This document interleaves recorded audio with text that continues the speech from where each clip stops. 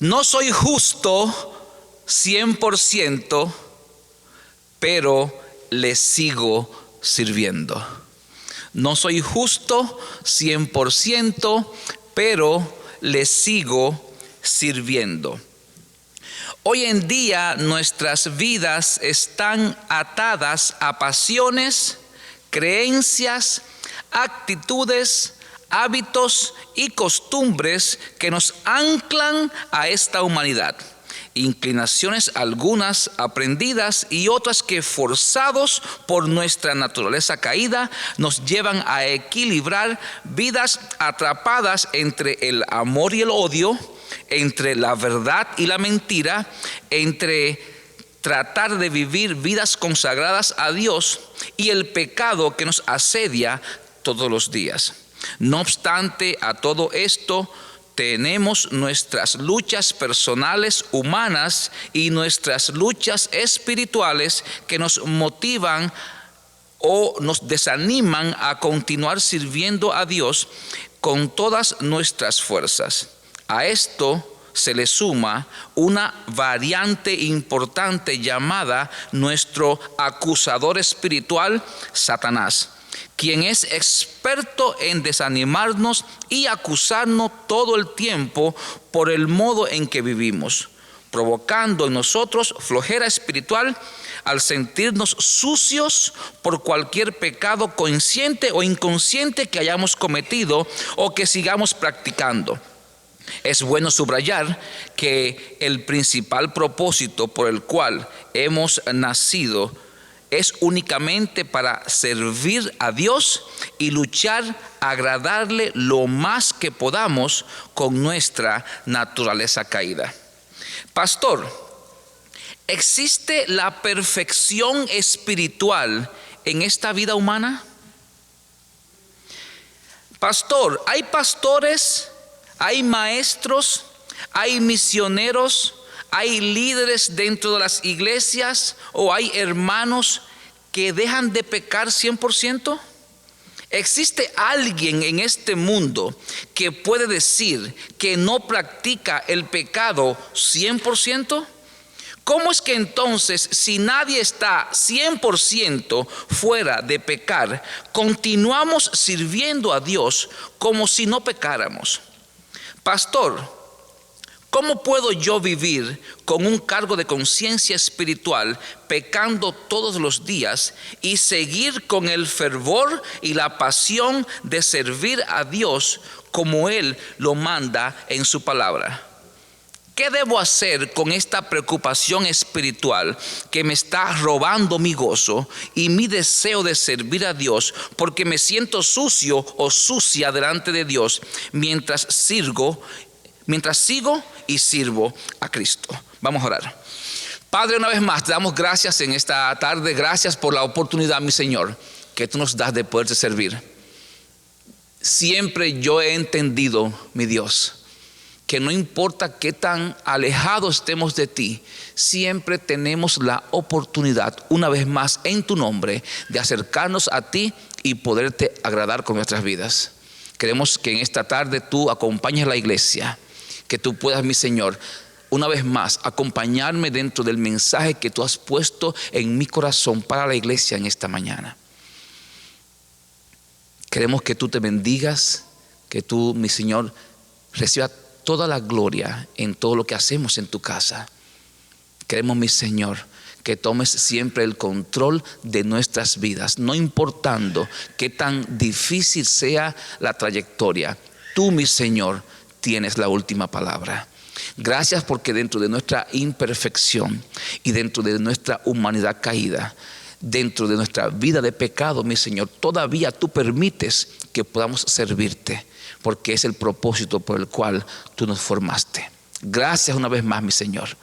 Bendice la iglesia y permite que aquellos que vienen en camino, mi Dios, puedan llegar sanos y salvos hasta tu casa. Por Cristo Jesús. Amén y amén. Una de las cosas que es preocupante para todo cristiano, para todo aquel que lucha por consagrarse a Dios. Dame un poco más de audio, Kendry, al micrófono, por favor. Una de las cosas que preocupa al cristiano todos los días es luchar por mantener una vida santa lo más que pueda. Y es que desde el pastor hasta el nuevo creyente es casi imposible mantener una vida cristiana 100% libre de pecado. Es imposible. Nuestra naturaleza caída nos está todos los días forzando a querer nosotros estar dentro de una atmósfera santa y pura, como Dios está en una atmósfera santa y pura. Tenemos pasajes en la Biblia que nos dicen: sed vosotros perfectos como vuestro Padre que está en los cielos es perfecto. Pero eso es un deseo de parte de Dios, que quiere que seamos perfectos como Él lo es. Pero aquí en la tierra va a ser imposible que usted y yo dejemos de pecar. Todos los días, hasta con el pensamiento, pecamos. Todos los días, hasta con la mirada, pecamos. Todos los días, hasta con recordar el pasado, pudiéramos pecar sin ni siquiera uno poderlo justificar. Pero estamos pecando todos los días. Ahora, la pregunta es: pastor, ¿qué voy a hacer yo con el deseo que tengo de servir a Dios sintiéndome sucio como un pecador? ¿Hacia dónde en el día de hoy Dios está motivando con su palabra que usted y que yo entendamos que es posible que usted acarree con ciertos pecados toda su vida? Que es posible que usted sea de los que confiese un pecado y que es tan fuerte en su vida la incidencia de este pecado que usted dure limpio de ese mismo pecado 2 o 3 meses, pero que en 3 meses usted vuelva y recaiga en el pecado. Pero ¿qué hay entre el momento en que yo confieso el pecado y el momento en que yo quiero servir a Dios? Yo creo, y la Biblia hoy vamos a ver algunos textos, que realmente no existe nadie debajo del cielo que no deje de pecar, y no por eso no debemos de seguir apasionados en querer servir a Dios un 100%. Dentro de esto tenemos a un personaje que interviene en nuestras vidas, que es nuestro enemigo Satanás, el acusador del cristiano. Es aquella persona que está forzando a usted todo el tiempo en decirle: ¿sabes qué? Tú no sirves para nada. Mírate, di que cristiano, di que evangélico, y mira lo que estás haciendo, y mira lo que estás practicando. Esa vocecita es la que agarra al cristiano y lo desanima. ¿Por qué? Porque uno quiere luchar por servir a Dios, uno quiere luchar por congregarse, uno quiere luchar por poner sus talentos y sus dones a las manos de Dios. Sin embargo, la vida de pecado, oculta o pública, que llevamos muchas veces, es lo que nos lastima y nos dice: ¿sabes qué? Yo no merezco ni siquiera subirme al púlpito, o yo no merezco ni siquiera cantar del micrófono en la iglesia, o yo no merezco tocar piano, yo no merezco tocar la batería, yo no merezco ser ujier, yo no merezco. Y así el yo no merezco nos limita a desactivarnos, inhabilitarnos dentro del servicio de Dios, simplemente porque hay un pecadito por ahí que todavía no lo tenemos en control. Sin embargo, yo no creo, y la Biblia hoy nos va a dar luz de esto, yo no creo que debemos de dejarnos engañar del enemigo. Mire, ni el pastor ni usted estamos 100% siendo justos delante de Dios. Pero no porque yo no lleve el 100% o el 99% o el 98% de justicia delante de Dios, o el 50%, no por eso yo debo de cohibirme de servir a mi Redentor, a mi Salvador. No por eso yo no debo de involucrarme en los servicios de la iglesia. No por eso yo no debo de decir: pastor, yo estoy aquí, así como yo estoy, yo quiero servir a Dios. Porque a la corta o a la larga, quien decide quién le sirve es usted, y quien acepta su servicio es Dios. Dios va a aceptar su servicio todo el tiempo cuando usted lo hace genuinamente de corazón. El predicador Charles Spurgeon, Kendrick, pásame el siguiente slide, por favor. Ok, yo lo tengo acá. Este señor, del cual yo he hablado en otras ocasiones, este señor vivió en el 1834 hasta el 1892.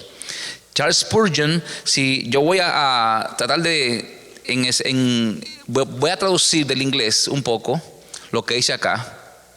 Déjeme acercarme. Dice aquí que el señor Spurgeon nació del 1834 hasta enero 31 del 92. Él particularmente era un predicador de las iglesias bautistas en esa época y tuvo una gran influencia en diferentes denominaciones, al punto tal que fue tanta su influencia que le pusieron como el príncipe de los predicadores. Fue el nombre que le dieron a él. Sigue diciendo: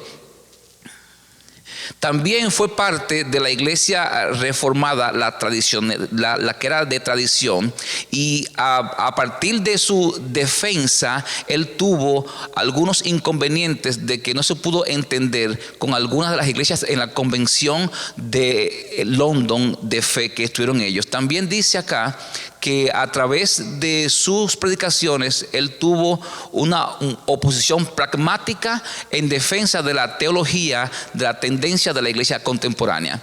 También Spurgeon, que fue pastor de una congregación que estaba ubicada en una ciudad llamada New Park Street Chapel, también posteriormente se convirtió en la iglesia Tabernáculo Metropolitana en London cuando él tenía 38 años de edad.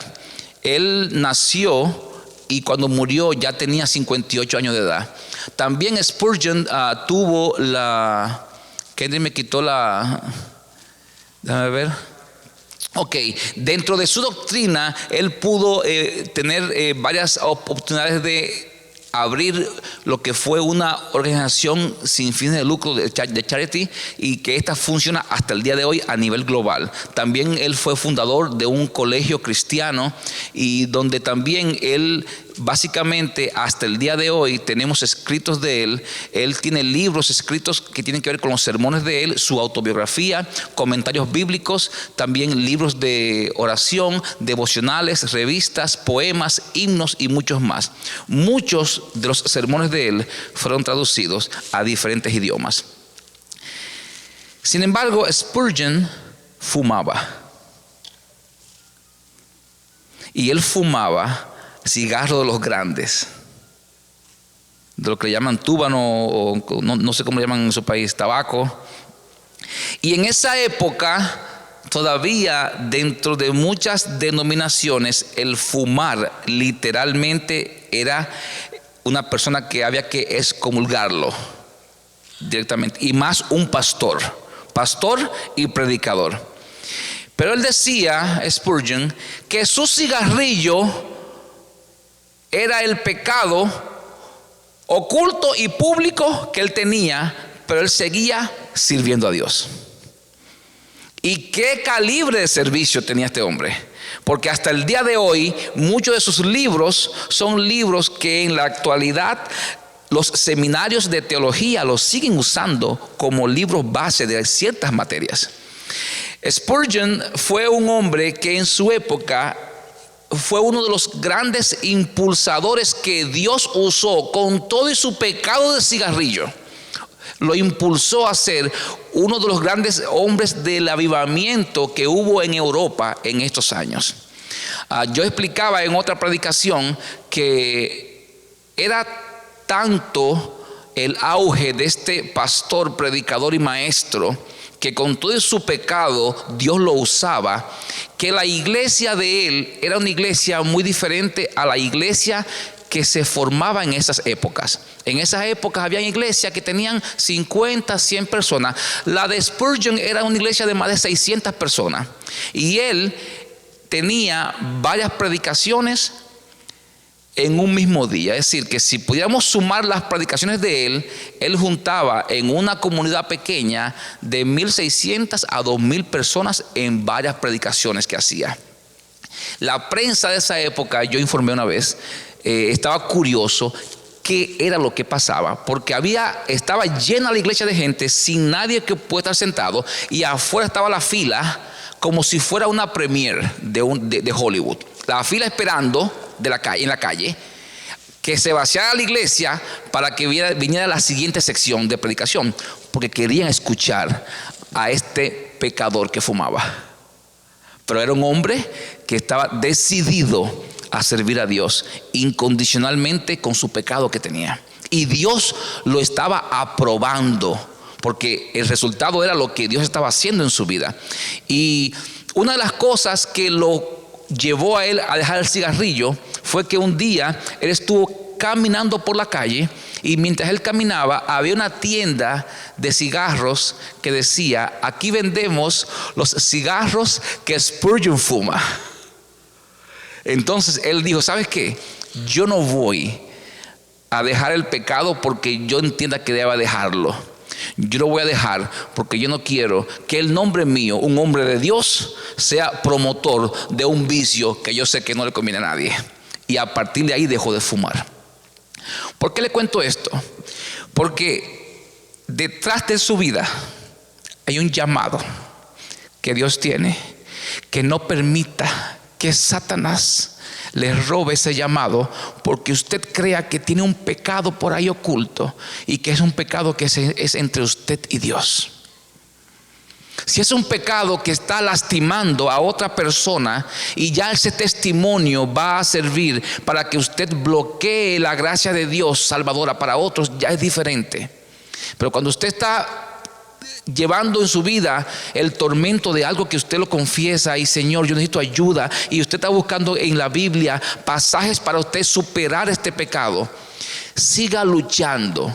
Pablo decía en uno de los textos que él tenía un aguijón y él no sabía cómo quitárselo. Y Pablo era un hombre que sacó demonios, sanó personas, pero él no podía sanarse él mismo.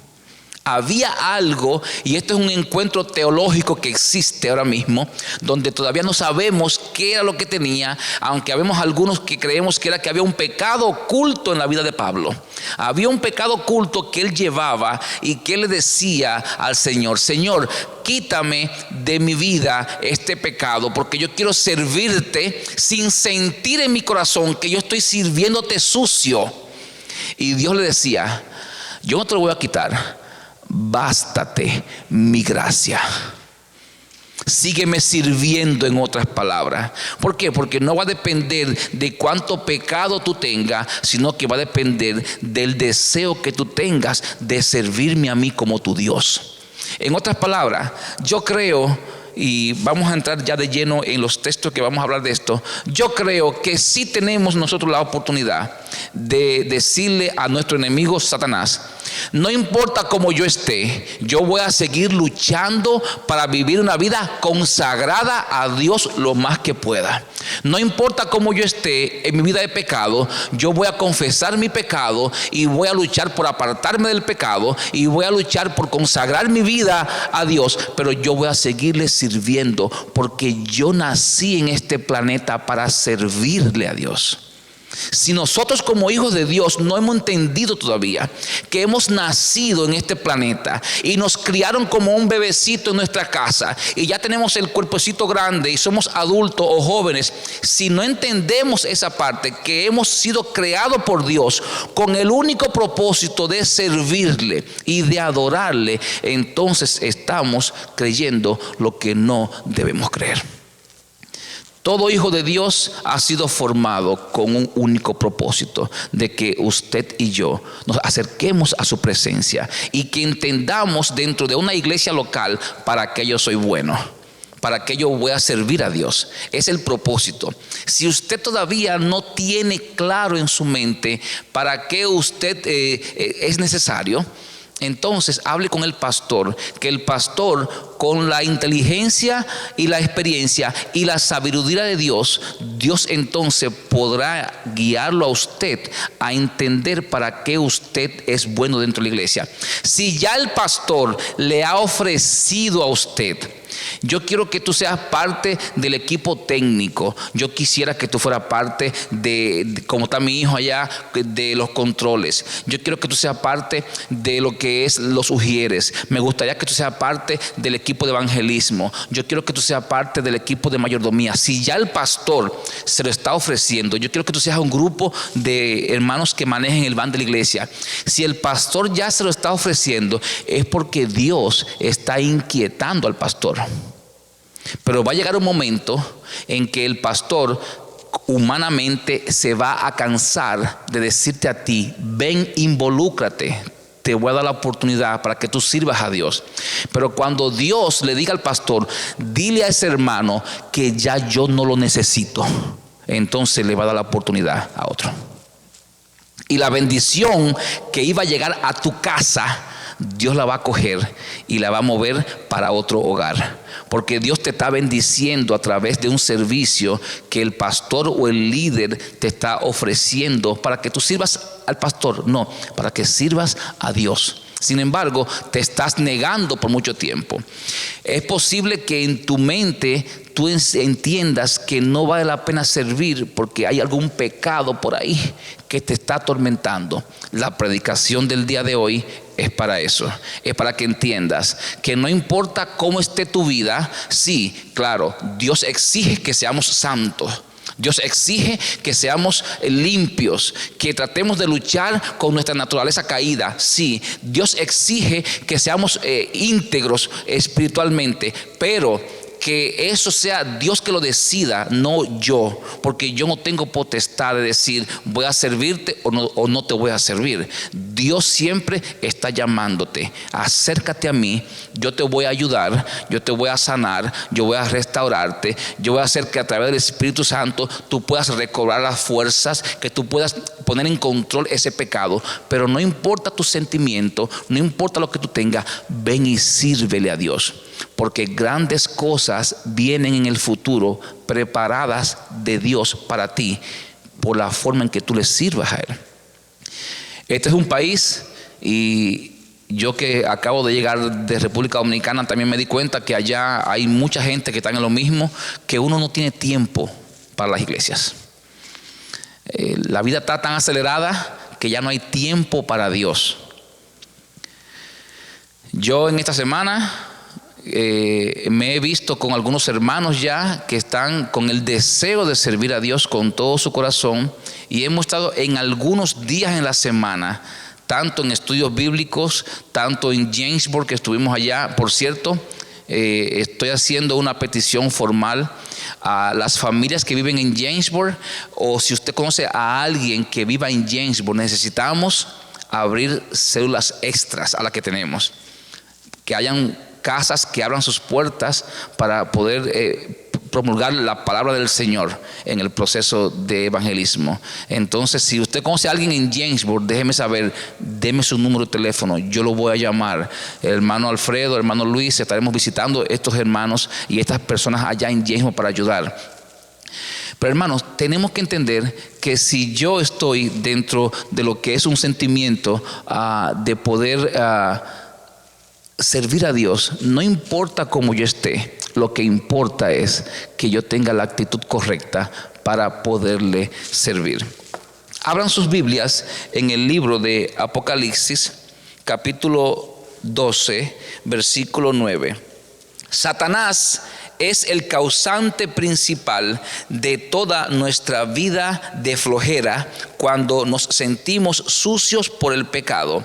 Él es nuestro engañador, acusador, y nos va a atacar por nuestra debilidad humana. Apocalipsis capítulo 12, versículo 9. Y miren lo que dice este pasaje. Apocalipsis 12, versículo 9.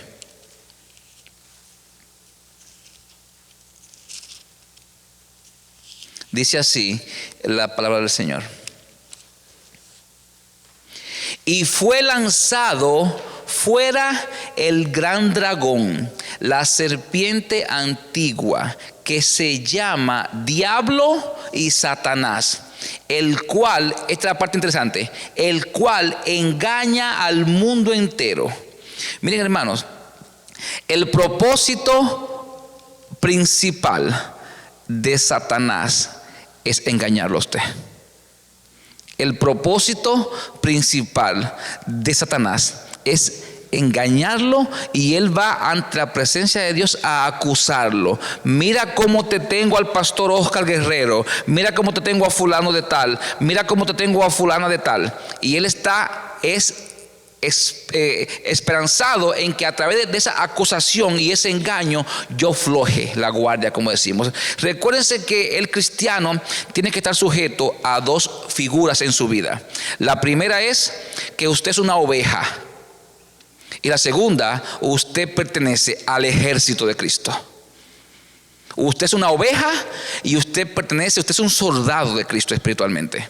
Si usted mantiene su visión en que usted es un soldado que está en una guerra no puede bajar el fusil. Un soldado que está en una guerra no puede bajar la guardia, como se dice en términos bélicos. Un soldado que está en la guerra no puede descuidar su espalda. Un soldado que está en la guerra no puede descuidar su salud. Por eso tiene que estar siempre vestido con la ropa adecuada a donde quiera que él va. Zapatos que son resistentes al agua, porque si los zapatos se le mojan los pies por dentro, se le pudre el pie, y usted 7, 8 meses con los pies mojados trabajando en una guerra, es un hombre que va a tener problemas. Usted tiene que cuidarse, y como oveja usted debe de entender que usted pertenece a un rebaño donde Cristo es el pastor. Cuando usted está claro con esa visión, entonces usted se convierte en un hijo o una hija de Dios productiva dentro del evangelio, donde usted no viene solamente a sentarse y a tranquilizar la conciencia de que ya yo fui a la iglesia, el pastor me vio, y como el pastor me vio ya no me va a mandar un texto de que donde tú estabas metido, sino que ya yo estoy tranquilo porque el pastor me vio y yo vine y canté y ya estoy feliz hasta el próximo domingo. Y de lunes a sábado no soy ni oveja ni soy tampoco soldado de Cristo. Y la iglesia llena de ministerios corriendo, y la iglesia necesitando gente para ir a la comunidad, ayudar a la comunidad y a la gente, y usted domingo a domingo, 1 hora y media si llega tarde, o 1 hora si llega más tarde, o quizás 2 horas. Entonces, eso es el engaño ¿de quién? Del enemigo Satanás. Porque nos crea flojera, nos crea resistencia, porque uno anda como con la batería en 10. En vez de tener la batería puesta en 100%, todo el tiempo conectado a Cristo, anda uno como con flojera. No, yo no sé hacer de nada, y mira que yo estoy engañando a mi esposa, o estoy engañando a mi esposo, y yo voy a la iglesia, pero es porque tengo que ir, y mira, yo estafé al Estado con los taxes este año, y yo me siento como tan mal, como que yo me siento como sucio, y Dios no quiere, no, Dios lo quiere a usted como esté. Como usted está, Dios así lo quiere. Sírvale a Dios, no importa lo que tenga, confiese el pecado, conságrese a Dios, busque la manera de usted restaurarse en el mismo Señor, en su palabra, y continúe sirviéndole a Dios. No, porque yo tengo mucho trabajo, y ya los trabajos que yo pastor, yo no sé qué yo tengo, pero yo no consigo trabajo de lunes a viernes, solamente sábado y domingo. Todos los trabajos que yo consigo son o de noche y no puedo venir a ningún culto, o lo consigo los domingos o los sábados. Pastor, ¿usted cree que yo tengo un problema? ¿Me está Satanás acusando? Tenemos que decirle a Satanás: no importa mi horario de trabajo, yo voy a seguir sirviendo a Dios. Yo explicaba que cuando yo estuve en New Brunswick, dentro del ministerio del pastor Luciano Márquez, el reverendo Luciano Márquez, yo era taxista en esa época, yo recuerdo, y tuve que ser taxista porque Joyce nació enferma con un tumor cuando ella nació, y yo le dije a Joanna: yo tengo que buscar otro trabajo para yo sostener la casa. Y en el proceso del tumor yo era técnico de cablevisión en esa época. Andaba con una escalera, con un vehículo, andaba todo el estado de New Jersey instalando triple play.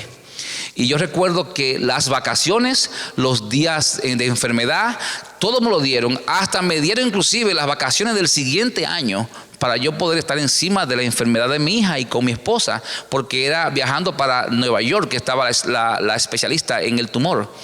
Y en una dijeron: Oscar, no podemos darte más nada. Y yo tuve que renunciar de la compañía. Y yo ganaba buena plata en esa época, yo me acuerdo, pero tuve que renunciar. Y entonces me tuve que poner como taxista. Y en el tiempo del taxi, uno tiene su tiempo libre que uno mismo se gobierna, porque uno se para cuando quiere pararse. Entonces yo recuerdo que habían algunos hermanos que trabajaban segundo turno de lunes a viernes. Y estos hermanos nunca lo veíamos en los cultos, nunca, ni en células ni nada. Entonces yo le digo al pastor Luciano: ¿por qué no abrimos una célula los martes en la mañana? Y él me dice: ¿qué? Pero eso no existe en este país. Bueno, pastor, va a existir en New Jersey, porque yo quiero abrir una célula para esos hermanos que nada más trabajan segundo turno. Y así fue. Entonces abrimos una célula los martes en la mañana, y esa era la célula que más se comía y que más se gozaba. Porque era una célula donde la mayoría eran hermanos que pasaban de 45 años, que eran hermanos de trabajo. Y había unos hermanos que pusieron sus casas para esto y eran guatemaltecos. Y estos hermanos a apellido Carrera, esa gente desde que llegaba el martes era una cocinadera. Y ahí nos tirábamos 3 horas todos los martes. Pero se estaban nutriendo de la palabra de Dios. Querían y anhelaban buscar de Dios, pero no había alguien que se ofreciera y dijera: yo quiero servirte, Señor, un martes en la mañana. Oiga esto. Pero todo está en uno quererlo hacer. No importa cómo esté su pecado, no importa cómo esté su vida, sírvale a Dios. Porque Satanás lo que quiere es tener un soldado sentado en un banco sin rifle. Y usted es un soldado de Dios, que ya Dios lo adoptó con el arma espiritual suficiente para que usted pueda vencer y tener victoria en su familia. Mire, si su familia tiene problemas y usted no está entendiendo todavía lo que es la guerra espiritual, yo a usted le exhorto: póngase de rodillas frente a Dios. No importa el pecado que usted tenga, no importa el pecado que tenga su familia, no importa la flojera que tenga su esposa o la flojera que tenga su esposo, no importa la flojera que tengan sus hijos, póngase usted de rodillas. Diga al Señor: Señor, yo no voy a faltar a un culto tuyo en la iglesia. Yo no voy a faltar a ninguna actividad, por floja o por flojo que yo esté, por nieve que sea o por lluvia que haya, o por frío que tenga, o por enfermo que esté. Miren para acá. Miren, ¿saben qué es eso? Es una faja. Yo tengo 7 días que no puedo casi ni caminar, pero yo estoy aquí sirviendo al Señor, porque es lo que me apasiona. Si a usted le da la espalda, el cuello, el brazo, el hermano Luis está ahí atrás, Luis, que tuvo un accidente ahora mismo. Luis no puede ni caminar. Aquí está, en su casa. Pero el Satanás es sabio e inteligente, astuto. Y desde que dan las 12 del día del domingo, le dice a uno: pero ven acá, pero la gente sabe que tú estás enfermo. La gente sabe que tú tuviste un accidente. Pastor, pero usted estuvo en Santo Domingo sirviendo al Señor. Que predique otro el domingo y descanse, porque tiene que descansar. Usted, el pastor, tiene que descansar. Hermano, todos los domingos yo escucho eso. Todos los domingos yo tengo una excusa injustificada para yo no pararme en este púlpito. Ya sea por la familia que me llegue. Me llegó un primo de cualquier estado. Me llegó una prima y yo le digo a ella: si llegas a mi casa te vas a quedar sola de 1:30 a 3:30 en mi casa, o me acompañas a la iglesia. Entonces ellos llegan después de las 4. ¿Sí? ¿Están advertidos? ¿Están advertidos? Yo tengo ahora mismo en New York muchísimos primos. Tengo muchísimos primos aquí en New Jersey. Tengo muchísima familia en Florida. Que ellos saben que al último que visitan es a la familia Guerrero.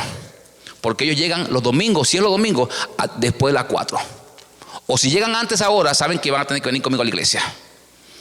Satanás va a poner en su mente y en su vida todos los días cositas para que usted no le sirva a Dios, incluyendo el sentimiento de que estamos sucios porque no somos justos 100%. Segundo punto, debemos de entender que nunca, pero nunca podremos acercarnos a la santidad pura 100% que es manifestada por la grandeza de Dios mientras estemos en este cuerpo pecaminoso. Va a llegar un día que cuando estemos allá en el cielo será diferente. Seremos ya completos, dice la Biblia, completos en Él cuando estemos en el cielo. Pero aquí somos pecadores, tenemos que continuar. Vamos a Romanos capítulo 3. Romanos capítulo 3, versículos 8 al 12. Romanos capítulo 3, versículos 8 al 12. Miren lo que dice la palabra del Señor.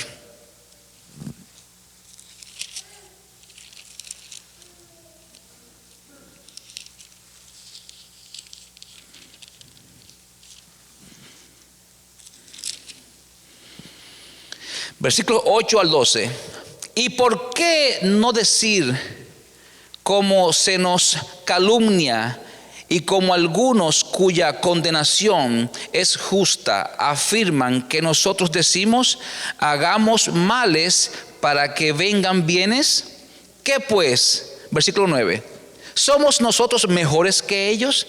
En ninguna manera, pues ya hemos acusado a judíos y a gentiles que todos están bajo pecado.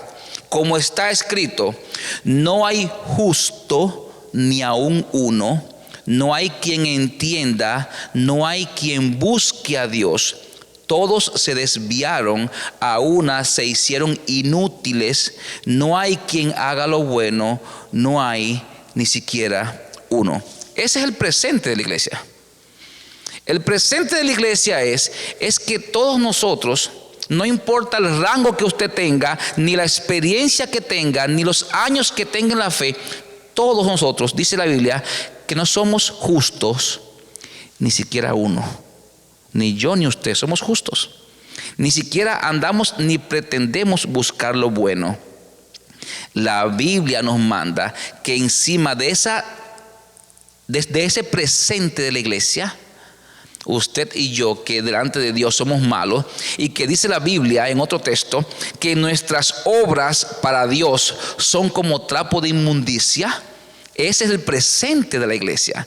Pero no obstante a eso, no nos dejemos engañar del enemigo. Tenemos que seguir sirviendo a Dios con todo nuestro corazón, porque no solamente por lo que Él nos pueda dar.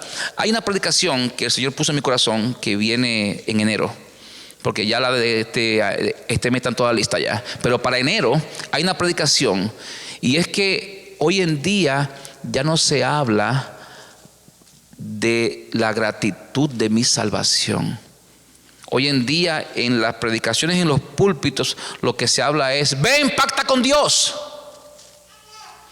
da una ofrenda y pacta con Dios y Dios te va a ayudar. Usted escucha eso en YouTube todos los días. Los predicadores están ahora mismo hablando de la prosperidad humana, cuando nosotros tenemos que hablar de la eternidad con Dios, de aquellas cosas que tenemos que hacer, no para que Dios me dé nada aquí en este mundo, sino para que, por agradecimiento por lo que ya yo tengo seguro que Él me va a dar cuando me muera. Es decir, la vida cristiana no debe ser basada en un intercambio, en un trueque. Señor, yo voy a hacer para que tú me des, yo voy a darte para que tú me des. No, ya Cristo nos dio la salvación. Ya Él cumplió con nosotros, murió en la cruz por nosotros. Ahora yo debo de darle a Él, apasionado, en agradecimiento por una salvación que no me costó nada, que fue gratuita. Ese debe ser el sentimiento. Que si usted viene aquí con cara de machete, ¿saben lo que es cara de machete? Quite la cara de machete y venga con gozo a servir al Señor. Claro, si usted viene con una tribulación, yo he venido triste aquí y ustedes no se dan cuenta porque estos dientes me tienen con problemas. Pero yo he venido triste a la iglesia porque me preocupa algo, porque estoy preocupado por un hermano, y llego triste a la iglesia. Y cuando llego aquí digo: ¿sabes qué, Señor? Yo estoy triste, pero tú vas a coger mi tristeza y la vas a cambiar en gozo. Y debe ser así. Y cambia mi cara, cambia mi semblante, y empiezo a ver a los hermanos, los abrazo y me da alegría. Quite la cara de machete. Yo siempre digo esto: usted no tiene culpa de la cara que tiene, pero sí de la que pone. Debe ser así. Entonces llegamos a la casa del Señor. Miren, hay miles, y Giovanni, que está arriba, que chequea los textos de los mensajes que nos mandan por Facebook. Hay personas que están en la cárcel, que están deseosos, que no han escrito, que dicen: nosotros deseamos ir a una iglesia, y no pueden, están presos. Es un privilegio para usted estar aquí en la casa de Dios hoy. Y si usted está aquí, dele gloria a Dios por eso. Alégrese, alégrese. Dice la Biblia que es mejor estar un día en los atrios, en los caminos, que 1000 fuera de ellos. Debe de ser el gozo reflejado por el agradecimiento a nuestra salvación. En enero yo voy a predicar un poco de esto para tenerlo en cuenta ahí, pero no quiero dejar de pasar esta bella historia, y con esto termino. Vámonos a Juan capítulo 8, 1 al 11. Juan capítulo 8, versículos 1 hasta el versículo 11. Dios mostrará siempre misericordia y perdón con el único propósito de que no nos alejemos de Él.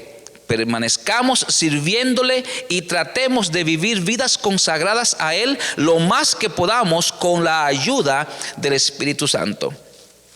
Juan capítulo 8, versículos 1 hasta el versículo 11. Dice así la palabra del Señor, y esta es una historia muy conocida. Y Jesús se fue al monte de los olivos, y por la mañana volvió al templo, y todo el pueblo vino a él, y sentado él les enseñaba. Entonces los escribas y los fariseos le trajeron una mujer sorprendida en adulterio, y poniéndola en medio le dijeron: Maestro, esta mujer ha sido sorprendida en el acto mismo de adulterio, y en la ley nos mandó Moisés apedrear a tales mujeres.